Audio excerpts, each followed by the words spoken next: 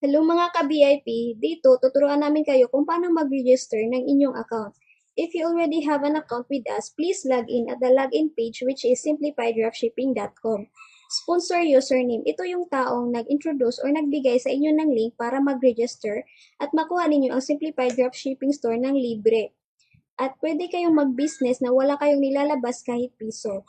If you have questions regarding your sponsor's ID, please contact our support team. Dito naman sa user type, kapag nag-register kayo as an affiliate, is magkakaroon kayo ng discounts, coupons, and cashback. That means more shopping, more earnings. And the best part is you will have your very own dropshipping store that is absolutely free. Dito naman tayo sa your personal details. Type nyo lang yung first name ninyo, middle name, tsaka yung last name.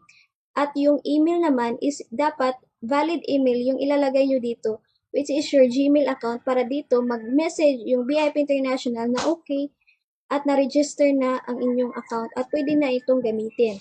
Dito naman sa mobile number, type nyo lang, input nyo lang yung active mobile number dito dahil dito tatawag at magme-message yung magdi-deliver ng product na in-order nyo sa store.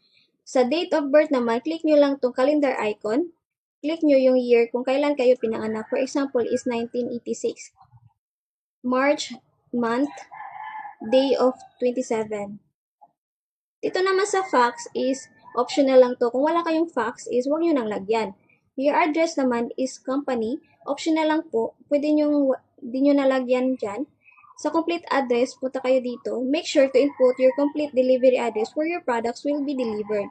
All incomplete address may delay delivery of orders. Dapat tama at kumpleto yung address na ilalagay nyo dito para ma-deliver yung mga products na in-order ninyo. Address to is optional lang din. City naman kung anong city kayo. Postcode or zip code. Country naman kung anong country or nasaang country kayo. For example, Philippines na, huwag nyo nang baguhin.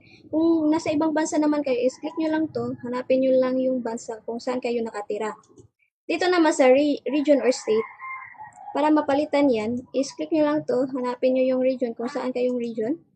Punta naman tayo sa your account details, username. Ito yung gagamitin mo na pag-login sa login page ng Simplified Dropshipping. Type nyo lang yan kung anong gusto nyong i-username. Pangalan nyo ba? Or VIP link, katulad nito. At saka yung password. Tapos, confirm your password. Pagkatapos your account details, dapat hindi nyo ito makalimutan kasi ito yung gagamitin natin para mag-login at makita nyo na yung store ninyo or yung mga products na pwede yung ibenta or i-share sa mga kaibigan nyo. I have read and agree to the privacy policy. Check nyo lang yan. Pagkatapos, continue. Kapag na-continue nyo na yan, may magpa-pop up na congratulations, your account has been created. Kapag nakita nyo na yan, is pwede na kayong mag-login. Puntahan nyo lang or balikan nyo lang yung nagbigay ng link or hanapin nyo yung login page or login button. Click nyo lang yun, tapos kapag na-click nyo na yun is pwede na kayong mag-login gamit ang iyong username, password doon sa login page natin. At yun lang, congratulations and God bless.